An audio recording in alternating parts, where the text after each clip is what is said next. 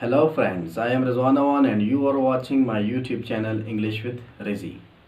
आज हम लोग प्रेजेंट कंटिन्यूस टेंस को इंतहाई आसान तरीके से सीखेंगे और उसके बाद आप इंग्लिश के हज़ारों सेंटेंसेस प्रेजेंट कंटिन्यूस टेंस में लिख भी सकते हैं और बोल भी सकते हैं।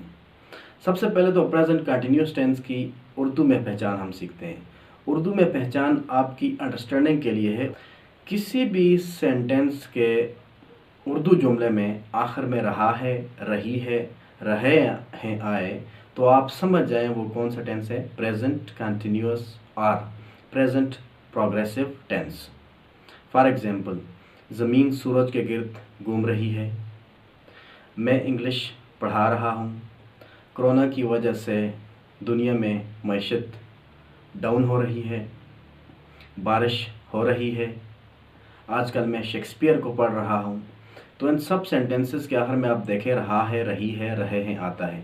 तो इस तरह किसी भी उर्दू के जुमले के आखिर में ये पहचान आए तो आप समझ जाएं वो प्रेजेंट कंटिन्यूस टेंस है और उसको बनाने का इंतहाई आसान फार्मूला है।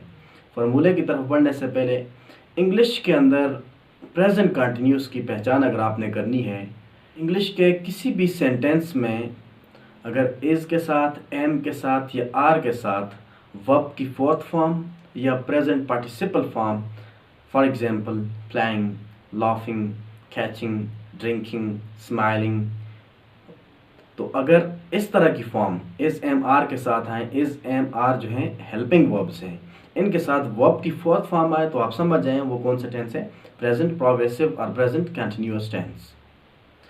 तो इसको बनाने का इंतहाई आसान फार्मूला है। सबसे पहले सब्जेक्ट, फिर उसके बाद हेल्पिंग वर्ब, इज़, एम और आर, तीन हेल्पिंग वर्ब इस्तेमाल हो रहे हैं। उसके बाद वर्ब की फोर्थ फॉर्म या प्रेजेंट पार्टिसिपल फॉर्म और उसके बाद ऑब्जेक्ट। अगर सब्जेक्ट्स होंगे ही, शी, इट और सिंगुलर नाउन तो फिर उसके साथ हम हेल्पिंग वर्ब यूज़ करेंगे इज़। अगर सब्जेक्ट्स होंगे we, you, they and plural noun तो फिर उनके साथ हम लगाएंगे आर हेल्पिंग वर्ब। और अगर सब्जेक्ट होगा आई तो उसके साथ हम लगाएंगे helping verb am. For example, ज़मीन सूरज के गिर्द घूम रही है।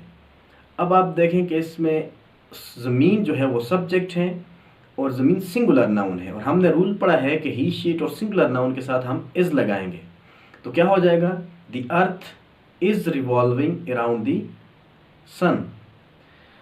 इसी तरह से मैं आजकल शेक्सपियर को पढ़ रहा हूँ, यहाँ पर जो सब्जेक्ट है वो है आई, मैं। तो अब मैं भी जो है वो आई जो है उसके साथ हमने रूल पढ़ा है कि हमने एम लगाना है प्रेजेंट कंटिन्यूस बनाने के लिए। I am reading Shakespeare these days. इसी तरह से आप इंग्लिश सीख रहे हैं। अब हमने रूल पढ़ा है we, you, they plural noun के साथ आर लगाना है तो इसका जुमला हो जाएगा यू आर लर्निंग इंग्लिश। इसी तरह से कोरोना की वजह से दुनिया में मईशत तबाह हो रही है। अब जो मईशत है वो सिंगुलर नाउन है। The economy is collapsing because of covid in the world. अब इनके नेगेटिव और इंटरोगेटिव बनाने के लिए इंतहाई सिंपल फार्मूला है।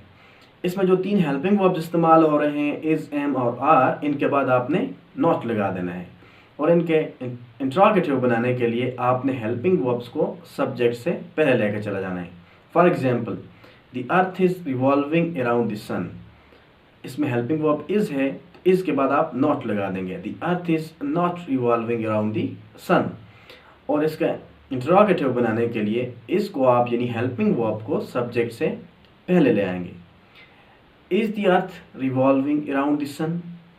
तो कोई भी सेंटेंस हो प्रेजेंट कंटिन्यूअस का या इंग्लिश के किसी भी टेंस का जुमला हो, उसके नेगेटिव बनाने के लिए आप हेल्पिंग वर्ब के बाद नॉट लगाते हैं और उसके इंटरोगेटिव बनाने के लिए आप हेल्पिंग वर्ब को सब्जेक्ट से पहले ले आते हैं। इसी तरह से आई एम टीचिंग इंग्लिश। अब इसका नेगेटिव हो जाएगा I am not teaching English. Interrogative हो जाएगा am I teaching English. You are learning English, negative हो जाएगा you are not learning English. Are you learning English. इसी तरह से the economy in the world is collapsing because of कोविड-19 तो उसका नेगेटिव हो जाएगा the economy in the world is not collapsing because of COVID-19. तो इसका इंटरोगेटिव हो जाएगा, is the economy in the world collapsing because of COVID-19? तो आपने ये देखा कि हेल्पिंग वर्ब्स के बाद हमने नॉट लगा के इसके इंटरोगेटिव बना दिए और हेल्पिंग वर्ब्स को सब्जेक्ट से पहले इस्तेमाल करके हमने उसका इंटरोगेटिव बना दिए। तो ये सिंपल सा फार्मूला है प्रेजेंट कॉन्टिन्यूस टेंस का, सिंपल सेंटेंसेस का, नेगेटिव्स का और इंटरोगेटिव्स का। इसके अलावा जब कभी आपने क्वेश्चनिंग वर्ड्स यूज़ करने हो, for example what, when, where, how, why, इन वर्ड्स को आप हेल्पिंग वर्ब से भी पहले इस्तेमाल करते हैं। फॉर एग्जांपल हम जुमला एक ले लेते हैं, आप आजकल क्या कर रहे हैं। तो जो क्या है इस वर्ड को आपने हेल्पिंग वर्ब से भी पहले यूज़ करना है। What are you doing these days, आप कहाँ जा रहे हैं। तो जो कहाँ है, वेयर है, इसको आप हेल्पिंग वर्ब से भी पहले इस्तेमाल करेंगे। Where are you going. For example आप कैसा महसूस कर रहे हैं, how are you feeling now. So आप देखें कि मैंने क्वेश्चनिंग वर्ड्स को हेल्पिंग वर्ब से पहले इस्तेमाल किया। तो इंग्लिश के सेंटेंसेस में इंट्रोगेटिव बनाने के लिए हेल्पिंग वर्ब्स को सब्जेक्ट से पहले लेके आते हैं, और अगर क्वेश्चनिंग वर्ड्स भी यूज़ हो रहे हों तो फिर उसका फार्मूला, स्टैंडर्ड फार्मूला ये है कि आपने हेल्पिंग वर्ब से पहले क्या इस्तेमाल करना है, क्वेश्चनिंग वर्ड्स को हेल्पिंग वर्ब से भी पहले इस्तेमाल करना है। और प्रेजेंट कंटिन्यूस टेंस में कुछ फॉर्म ऑफ वर्ब्स जो हैं वो इस्तेमाल नहीं होती।